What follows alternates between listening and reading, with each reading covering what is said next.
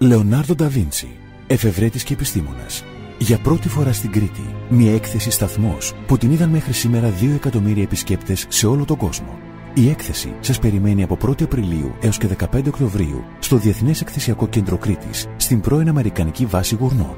Παρουσιάζονται 120 σχέδια και μοντέλα από την ανατομία στη γεωμετρία, από τη μηχανική στην ναυσιπλοεία, από τις κατασκευές στη χρονομετρία, από τα πολεμικά όπλα στις υπτάμενες μηχανές. Δείτε το πρώτο αυτοκίνητο, λειτουργήστε ένα μοναδικό χρονόμετρο, θαυμάστε τη γέφυρα που πριν από 500 χρόνια θα ένωνε τις ακτές του Βόσπορου. Γνωρίστε μια υπτάμενη μηχανή και το όνειρο του ανθρώπου να πετάξει. Επισκεφτείτε την έκθεση Λεωνάρντο ντα Βίντσι 1η Απριλίου έως και 15 Οκτωβρίου στο Διεθνές Εκθεσιακό Κέντρο Κρήτης, στην πρώην Αμερικανική Βάση Γουρνών.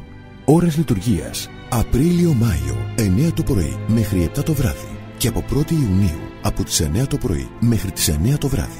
Πληροφορίες στα τηλέφωνα 2810 763 301 και 2810 331 101.